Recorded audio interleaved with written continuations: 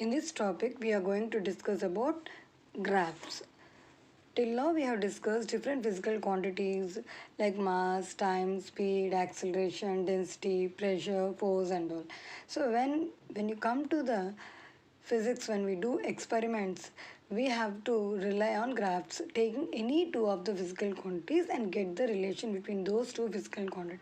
So graphs are very much useful. So what is a graph? A pictorial form of representation that shows the relation between two quantities is called a graph.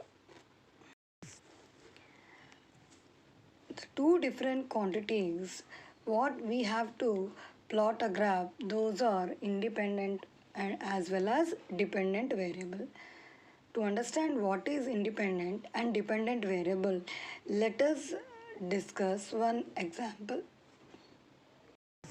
Anita is traveling to her grandmother's village by a car.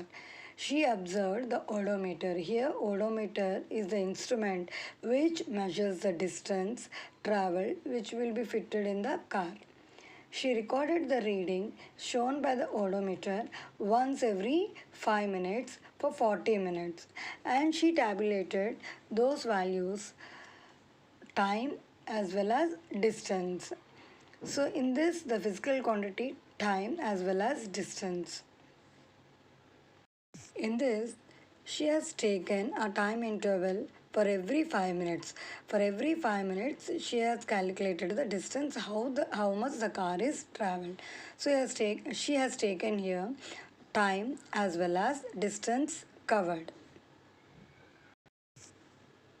Now I am going to define what is independent variable. The variable which can have any value within specific limit is called as independent variable. Next, dependent variable. The variables whose value depends upon the numerical value to the independent variable. It is defined as dependent variable. In general, independent variables are controlled by us, but dependent variables are not controlled by us, but they only depend on independent variables. Here, time is independent variable, whereas distance is dependent variable.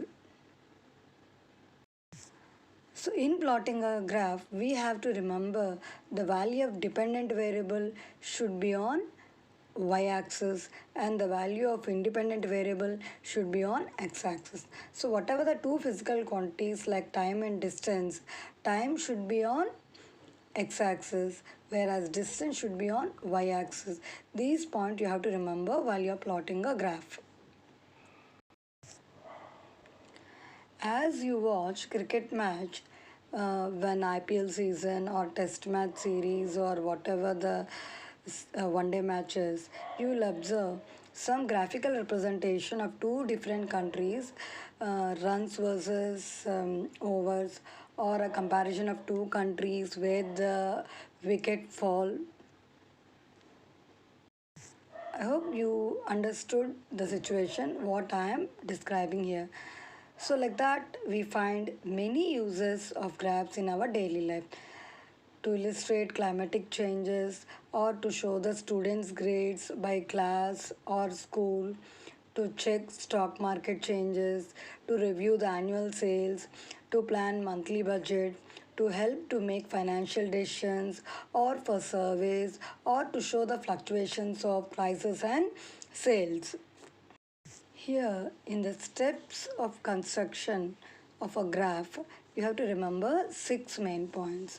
One is axis, range, scale, name on the axis, data points, labeling of data points. The Anita's journey to her grandmother's was tabulated in this way.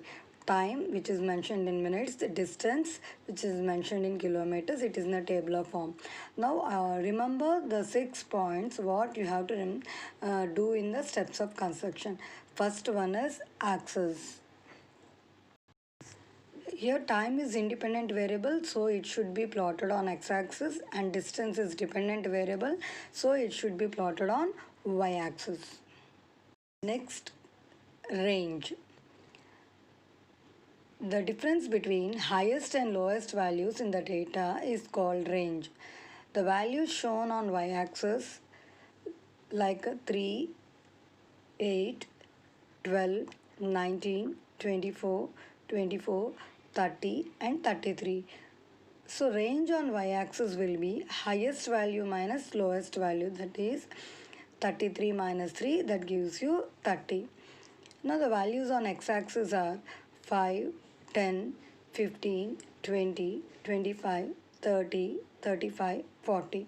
So range on x-axis is highest value minus lowest value. 40 minus 5, that gives you 35. Scale. Pointing of the values in the table on x-axis and the y-axis is scaling. The interval taken for this is called scale. On x-axis, 2 units as 5 minutes. On y-axis, 2 units as 4 kilometers. Name on the axis. We have to write time with the unit on x-axis and distance with the unit on y-axis. Data points. The values in the table have to be written in the following way. X comma y axis like 0 comma 0, 5 comma 3, 10 comma 8, 15 comma 12, 20 comma 19, 25 comma 24, 30 comma 24, 30 comma 24, 35 comma 30 and 40 comma 43.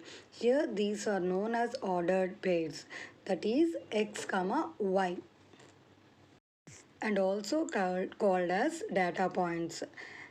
Next one is labeling of data points. For example, if you take one ordered pair 10, 8, 10 should be plotted on x-axis and 8 should be plotted on y-axis.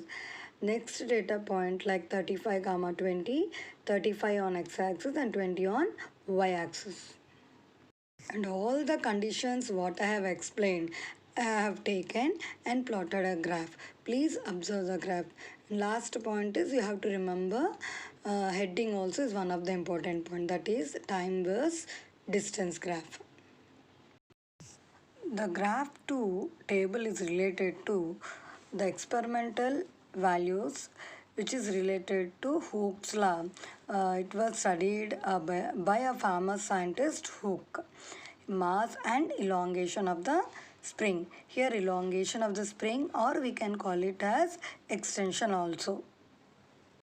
By observing the tabular values, I am going to ask few questions. Just listen. Which quantity is taken on x-axis and y-axis along with the units? Mass is taken on x-axis along with the unit. Extension or elongation is taken on y-axis. Range on x-axis 50 minus 10, that gives you 40. Range on y-axis 24 minus 3, that gives you 21. Scale. On x-axis you take 1 unit as 10. On y-axis 1 unit as 2.